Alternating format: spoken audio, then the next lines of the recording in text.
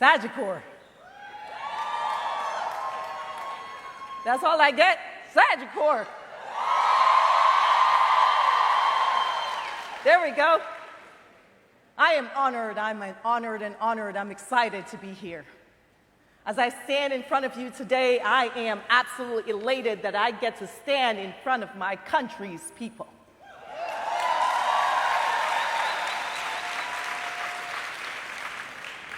Jamaicans are truly the best people there is on earth.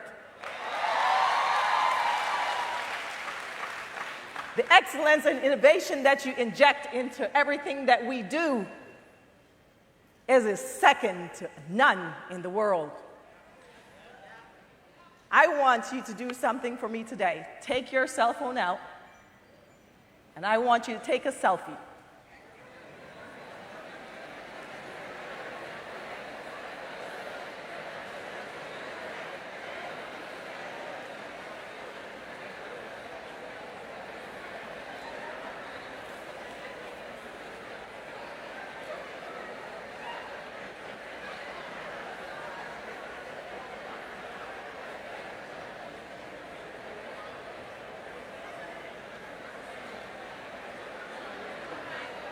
So as you embark on this photo, 6 months, 1 year, I want you to take a look at that photo. And the person that you see 6 months from now will be a completely different person than you are today.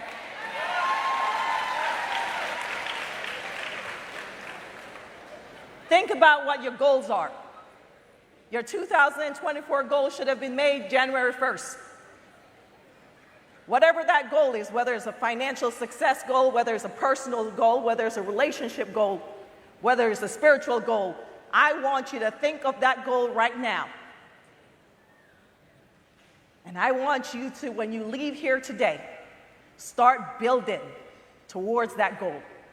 And when you take that photo out, you'll remember that where you were and how different you are when you have accomplished that goal.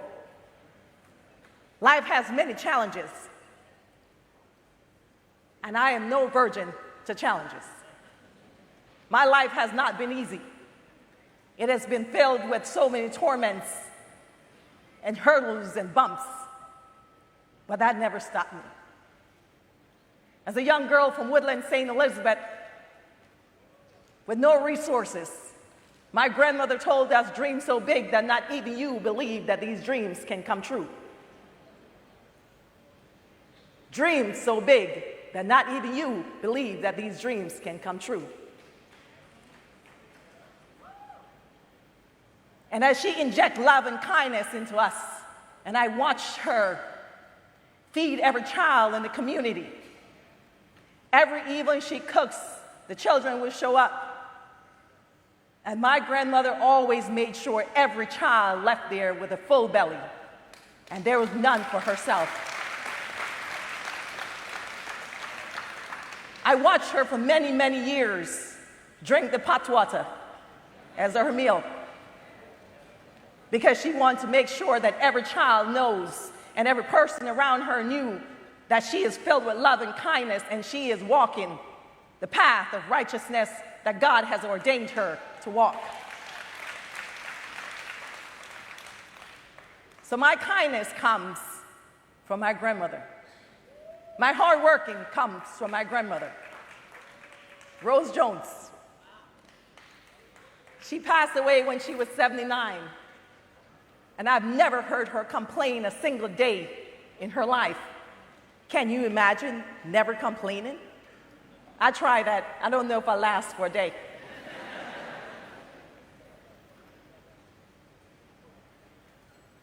She told us, your excellence lies within you. Your excellence lies within you. Everything that you are and everything that you will be, it is inside of you. You are the epitome of success. You are the epitome of talent. But you must find your purpose. Find that talent. How do you find that talent? You find that talent by giving whatever it is that you're doing, everything that you have. You work so hard that your excellence could never be denied.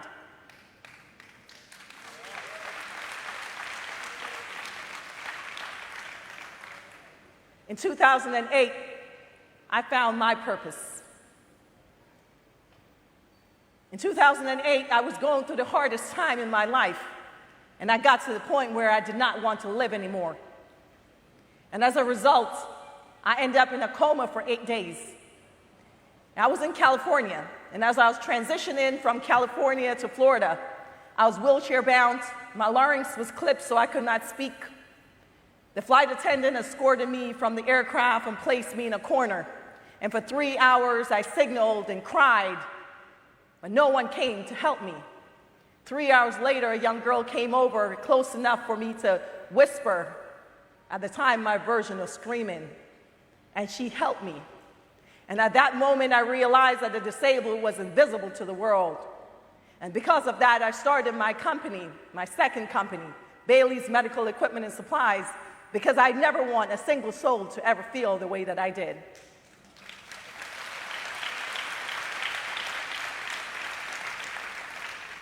And as I tried to overcome that challenge and gather myself and put myself back on the track that I knew that I needed to be on, I remember being in the shower and the warm water beat down my soul. My 5-year-old daughter at the time, she came to me and she said, "Mommy, Mommy." And I didn't want to respond. "Mommy, I don't want you to die."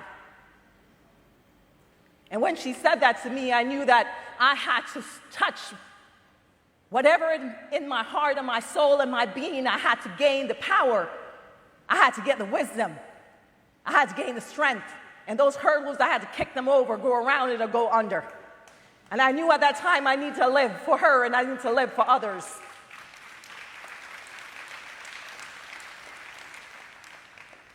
And as a result, I found my purpose through my trials.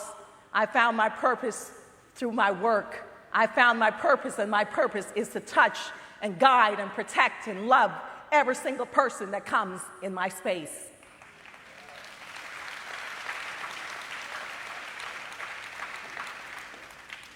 So to my brown women and my brown girls across the world, my job is to make sure that I am not the only one. To make sure that you are next to me in the Billionaire Club.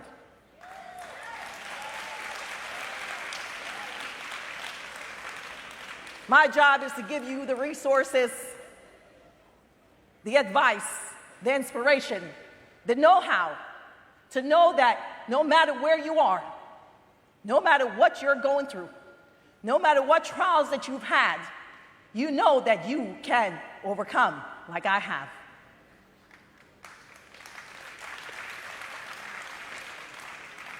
There will come a time in your life, there are people who you think are the closest to you who wants to tear you down because they do not want to see you succeed.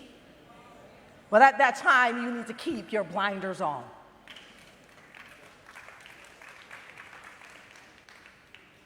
My pilot came to me and said, "Dr. Bailey, we have a rattle in the engine of your aircraft. We have to land immediately. Our next stop, we must land." He called to the controller, the air traffic controller, and said, "There's a rattle in the engine." And the controller said, "Do not go lower. You must climb higher. I know what it is. It's a rat that's in the engine. And if you go lower, what will happen is the rat will eat the wires and the plane will crash. I want you to go climb higher and higher, because as you climb higher to the altitude, it will kill the rat. The pressure cannot be sustained."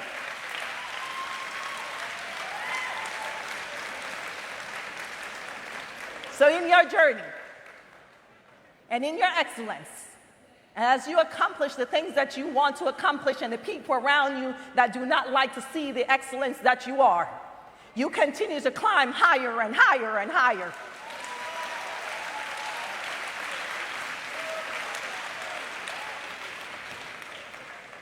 Because those rats will die off.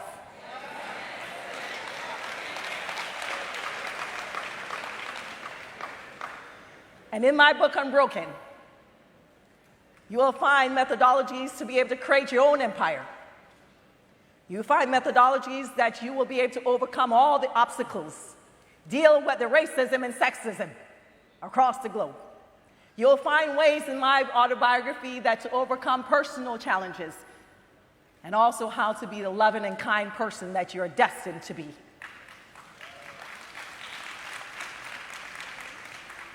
Sagicor, I thank you for honoring me to be here with you today. I thank you for choosing me to be able to speak to each and every one of you today. I am beyond honored. I am elated and excited to see your journey.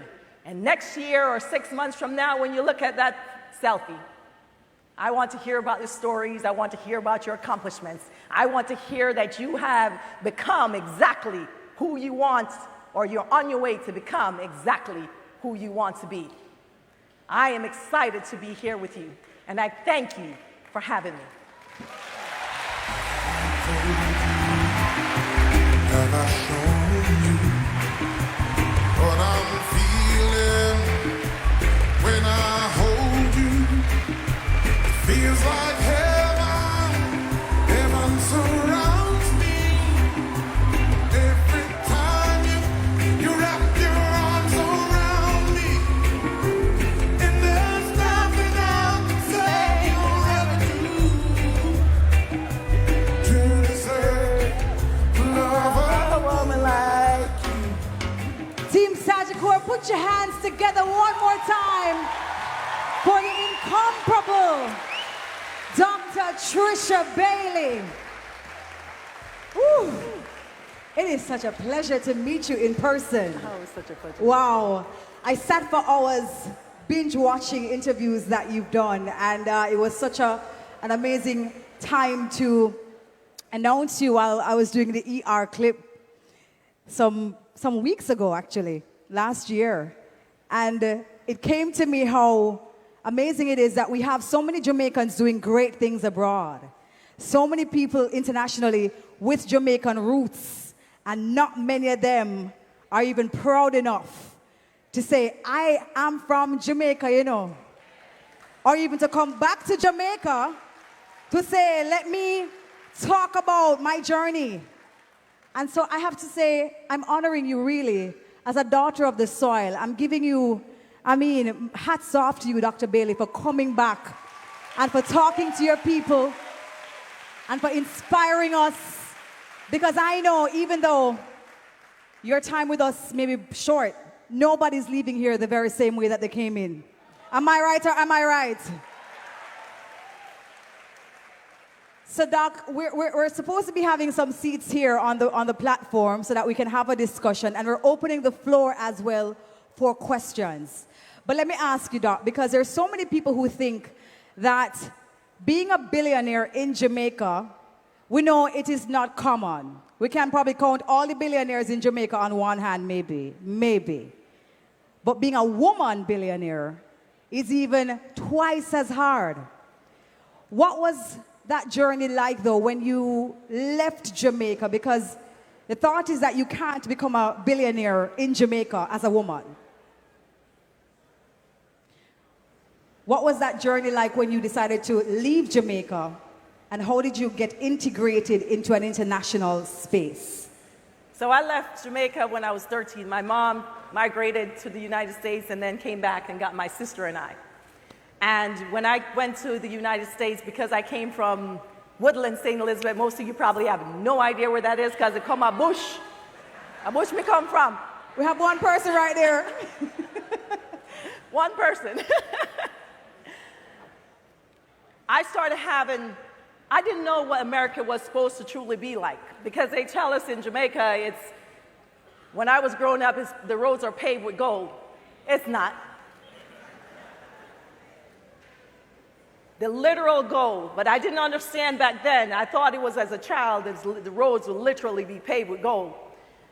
The one thing America is a place where you can create your own opportunities.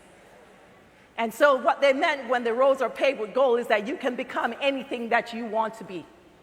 And I believe that wherever you are in the world, you can truly become whatever it is that you want to be, whether it is in Jamaica or whether it is in America. So as I transitioned and I was going through my trials, because my home was not safe, I wanted something different. I wanted to figure out how not to be home. And by figuring out how not to be home, I decided to start doing sports. And you know, when I'm running around in Woodland on the dirt roads and the potholes, I didn't know I was building the skills of being a track athlete. And because of that, that's what gave me my first chance at success. Wow. There's another attribute of being an athlete, which is the discipline that comes with it. And I remember watching one of your interviews, and you were saying that discipline for you is a big factor. Let's talk about the discipline and holding ourselves accountable. Because for many people, when they first met you last year, they've never heard of you before. And you said you had your head down, building up yourself over the years. You actually had other persons speaking on your behalf and doing certain businesses, etc. You're saying that the first person you need to hire in your company is a salesperson. So that was one thing I said, okay, all right, good, one lesson there. But you also spoke about the discipline of not getting caught up in the noise as you try to build your own life. So one of the ways in which you will prevent yourself from being successful if you're distracted with everyone else's nonsense. You must keep your blinders on. In my circle of friends, there's not a single person who will come to me with a gossip, because I don't partake in gossips. And I've always been like that. Once in a while, everybody like to hear a nice susu. But keeping my blinders on to the point where nothing distracts me. I experience the pain, but I will not live in the pain.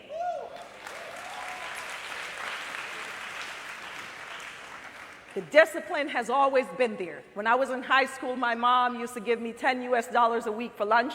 At the end of the week, I had $6 saved. So no matter how much money you make, you can save. The first thing that you do is save. That first 10%, I'm sure you guys have a retirement plan. Your retirement money goes in there, and the first 10% goes into a savings account. You will figure out the rest afterwards. Because as you build that discipline, now you have money to be able to invest in other areas of your life. But if you don't build that discipline, it becomes very difficult for you to start your own business. It becomes very difficult for you to do any additional things that you may need. And having that discipline will translate into your work atmosphere. Give it everything you have, because that's the only way you'll know if you're truly excellent and find your purpose, is when you give it everything you have. Free financial drip right there. Do we have any questions from the audience so far? I have more questions for you, Doc, but I don't know. There's a microphone right there in the middle, I believe it is. If you do have any questions, we're taking about 2 more. Doc, let me ask, you do have a question? Can you go to the microphone for me, please, sir? Thank you so much. Quickly. He's like trailer. Please introduce yourself. Oh, hi, Doc. I'm Maurice McDonald, branch manager for Spanish Gems. You spoke about your journey in context of wanting to give up, right? But could you share with us today, when you were going through that period, what your mind was telling you, and how did you bounce back from that situation? So at the time, when you feel hopeless, there's 2 places. You could feel hopeless when it's completely dark, or could feel hopeless when there's a small amount of light on the other side.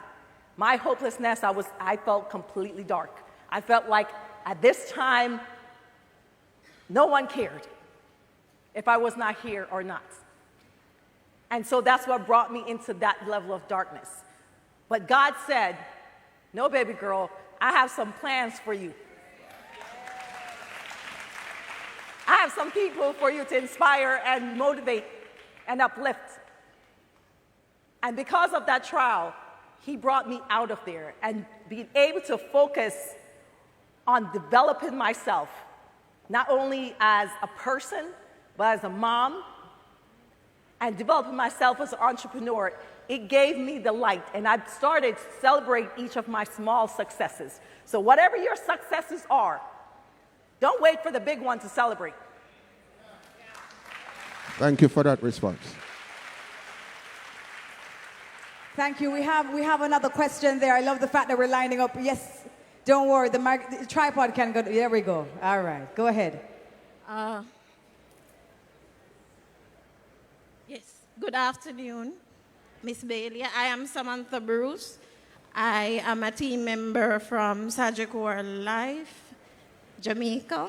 I am a part of branch operations. All right.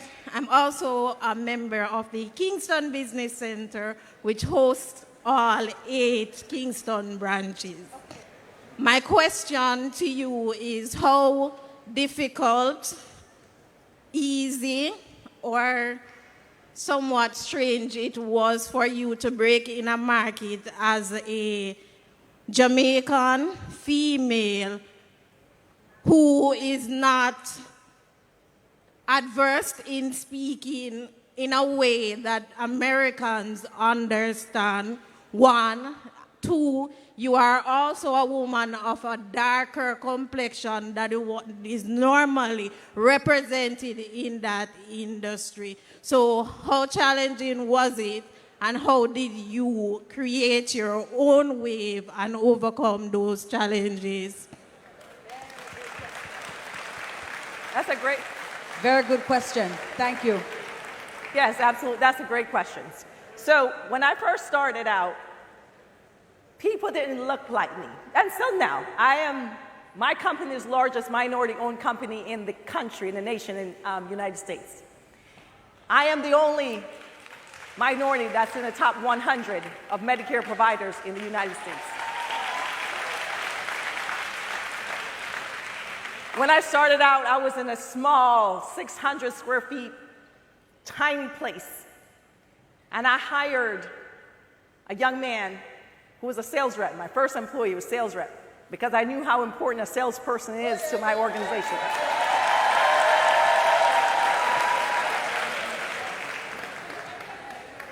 And the reason why I chose him is because he was a white male. He's a complete opposite from I am.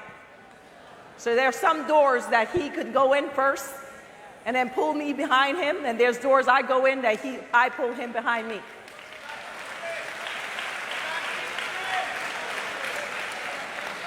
But my focus remained on caring for every patient that came in to my organization. I remember days, customers who walk in and they'll see my black face and they walk out. But I knew that was a challenge, and I knew that we had to overcome it. And not until 2 years ago, when I did my donation to my alma mater, University of Connecticut, did anyone know that I was the owner of Bailey's Medical. Because every employee that comes in, they say, who's the owner? And they say, I am. Because I didn't want people to know. I don't need people to know. Because my focus was to care for people. And it was to build my organization. And it was to keep my head down, keep my blinders on, so I continue building and building. And what I did within the first year, I applied for all the Medicare bids. So my big break, this is how it came. My daughter, my 9-year-old, she says, Mommy, so what was your big break? I said, honey, I worked really hard. No, I want the real answer. What was it? So I decided to try it out. I applied for the Medicare bid. I knew I would not win a single bid because I'm too small. I just started. So I applied for all the bids in Florida. And to my dismay, I won every single one of them.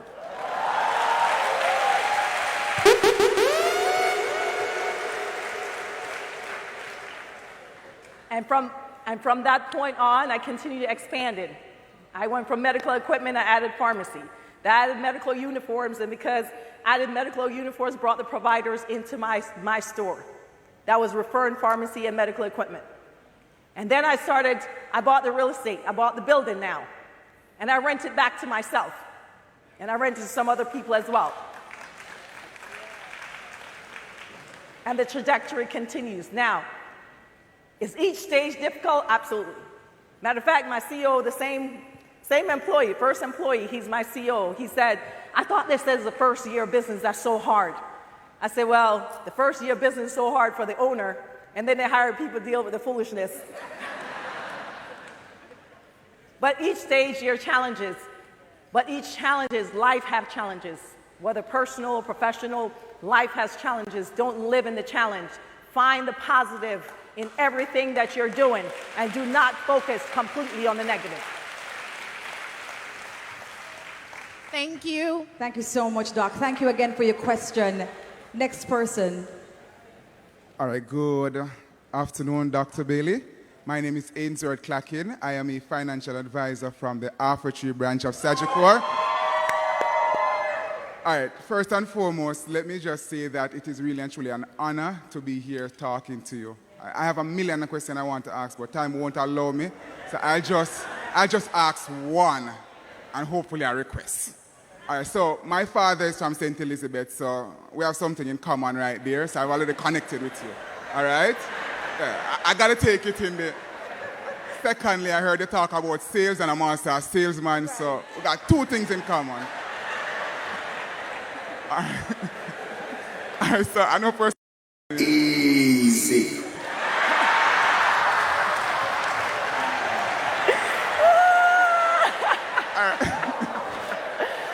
All right, so I heard you spoke about being in a wheelchair, and I knew that at that point in your life, there must have been something to trigger off something in your mind to say, this is not where I want to be. I want you to share with me what it was like moving from being in the wheelchair to getting up and walking and getting over that situation. That's one. And two, I have never touched a billionaire before, so can I touch a billionaire?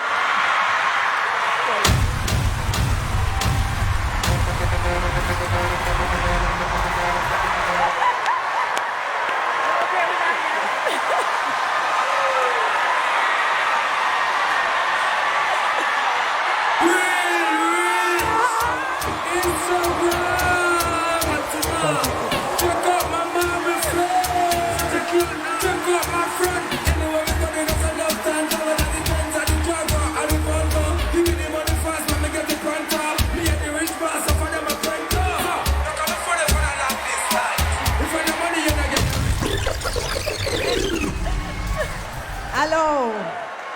Don't start up Dr. Bailey because she began entertainment too, you know. She own an entertainment company. She don't play. Okay. So remind me your first question again. Or the question no matter.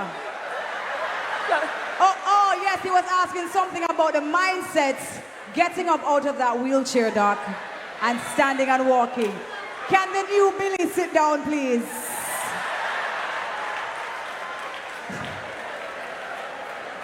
Remember, I'm supposed to get 10% here? Just relax, Doc.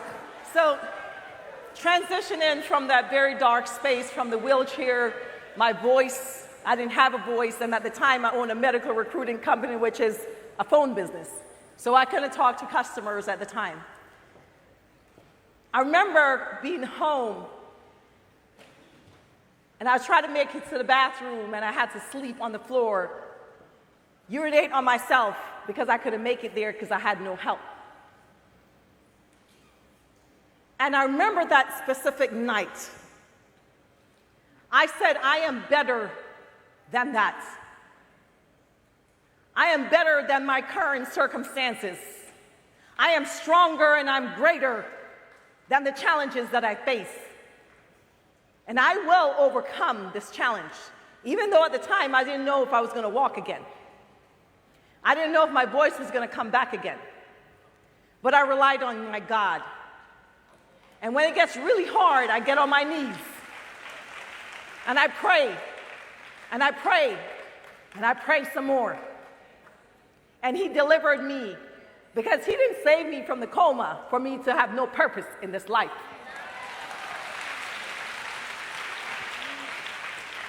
So I tapped into my God, and he helped me to overcome.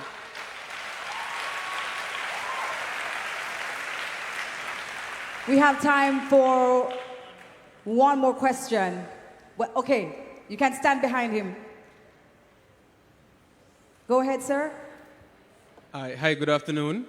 My name is Romario Leng. I am a financial advisor from within the Belmont branch and in the Knights unit.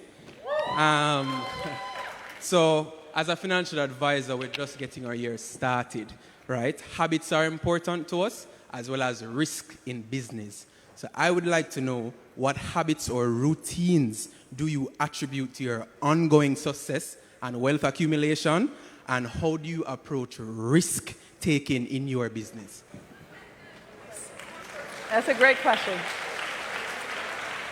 So my staff knows, when I'm talking to my staff, they know this. My routine is this. I wake up, and this has been forever. I wake up, open my eyes, I read my Bible verse, I pray, I check my money.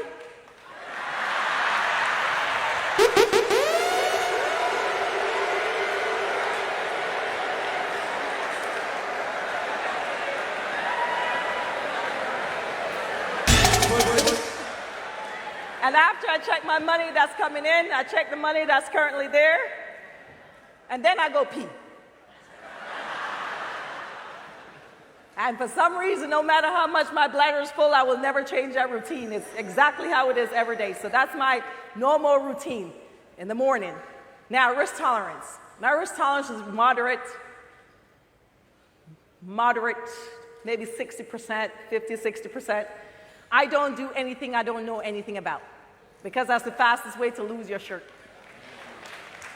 So you're disciplined with saving your money and investing your money, and then all of a sudden someone comes with a big bright idea and says, oh, you know you need to invest in this, and you have no idea about this investment.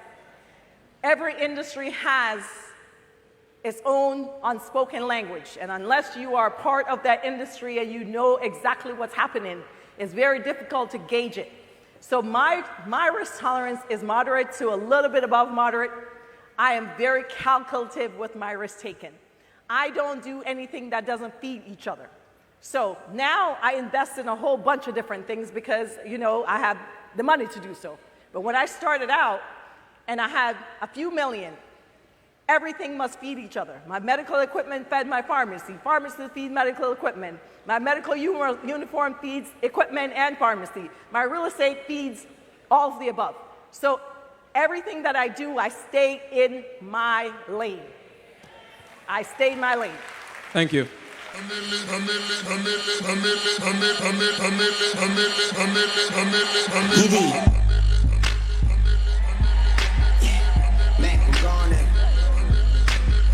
Millionaire, I'm a young money millionaire.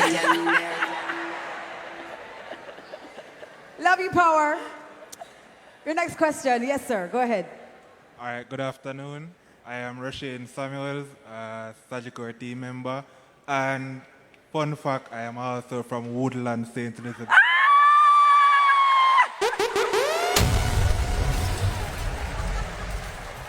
Yeah, man, so I have a question to ask that I have been meaning to ask for the longest while. I don't know how I would ask it, but I have the opportunity now.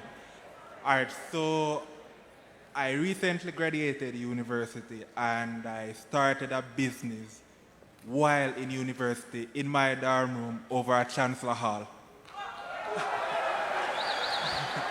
Yeah, man, so this business, within the first couple of months, we did gigs for some of the top companies in Jamaica, doing videography, photography, graphic designing, and managing campaign and much more. Recently just closed a campaign for a company.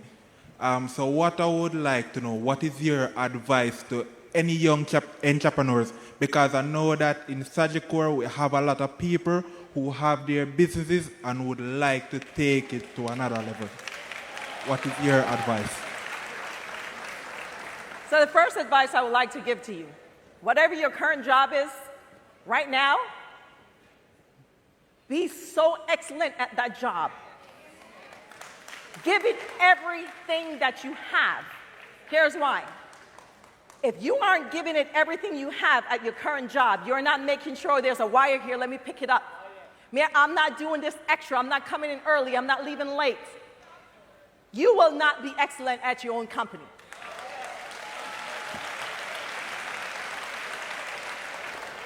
So you want to make sure that you're practicing those skills it takes to be an entrepreneur.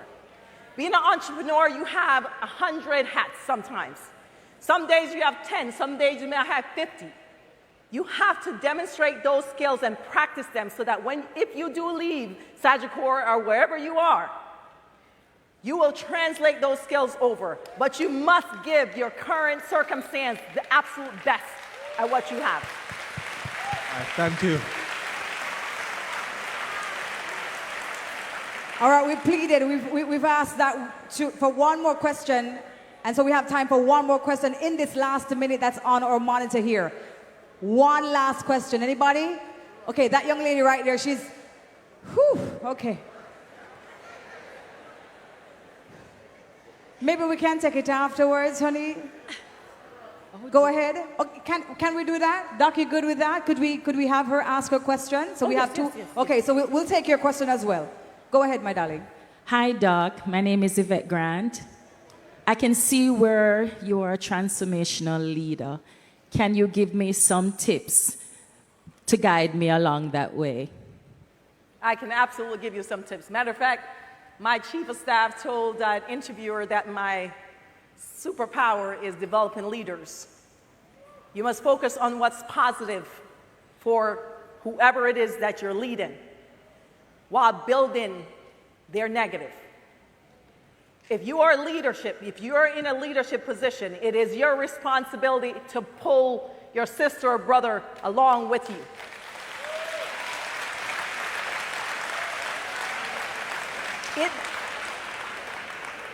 What leaders and owners of organizations are looking for are people who want to build the next person, mentor them, that comes in line. They want a person who is willing to share ideas.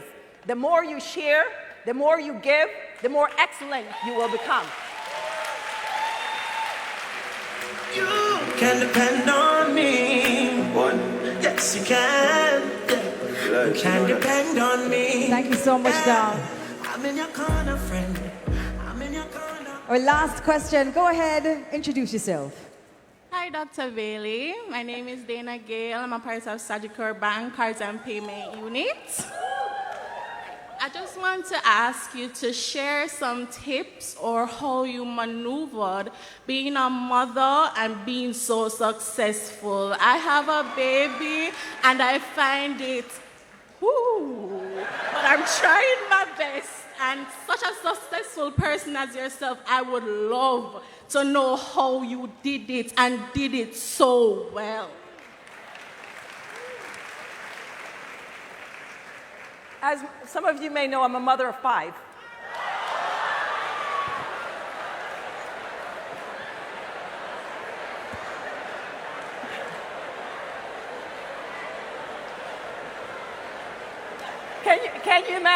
Can you imagine dating and man asks you how many kids you have, and I was like 5. So how I maneuver.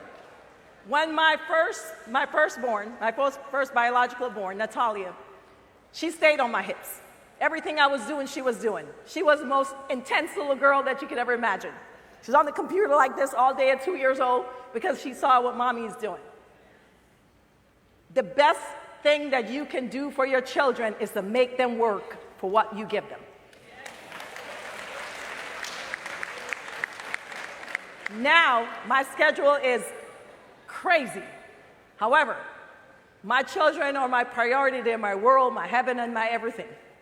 So my 2 little ones, every night at 7 o'clock when I'm home, they get tea time, story time, and praying time every single night.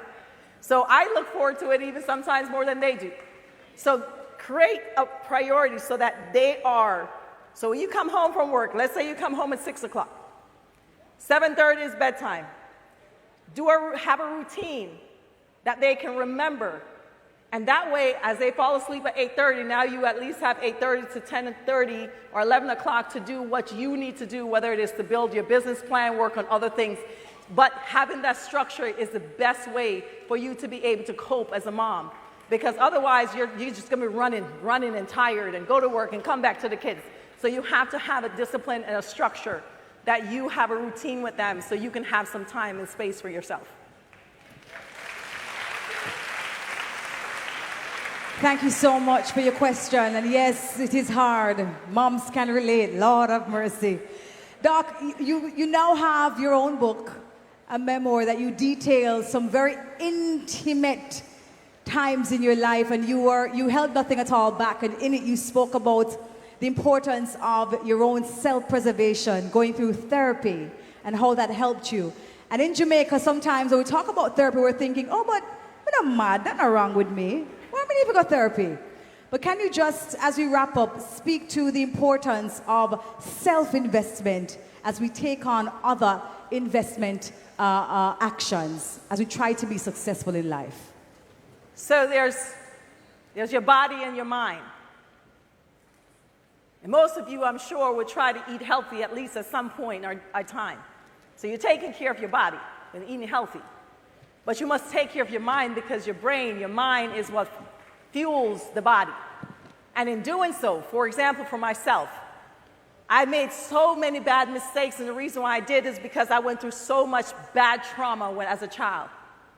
And so what I thought I was running from, I was running towards, because I wasn't able to see that is not what I'm looking for.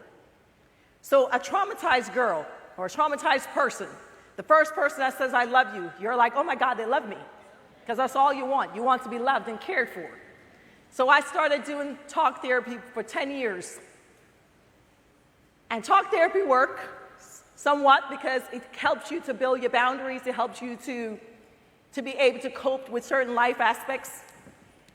And my last situation, my last major trauma that I had, I said, okay, I got to do something different because this is not working. I'm successful in my business. I'm successful as a mom, but my personal life is a hot mess. And the therapist I had recommended what's called EMDR therapy. And what it does is reprograms your brain. It's a non-talk therapy. So what happened in trauma, there's like ice cubes. They're sitting in your subconscious and they're not melted. A normal memory, you'll forget what happened. If you walk down the street, you see someone a year later, you're not going to remember that. But a trauma, you will always remember what happened. Or sometimes you block out what happened because it's so painful. And what EMDR does, it allows you to melt those ice cubes. So your normal brain, your normal strategic, intellectual brain is actually making those decisions for you in your personal space. So I recommend therapy to everyone. Everyone, if you can't afford it, I'm sure there's some free programs. Invest in yourself, because when you invest in yourself, what would happen? The entire light will come on. And then greatness you start attracting positive and greatness that comes in your space. And that's whoever it is that you want to be happy, take care of the mind. Once you take care of the mind, it all flows naturally. Blast Off 2024, Dr. Trisha Bailey. Wow. Wow, such a good look.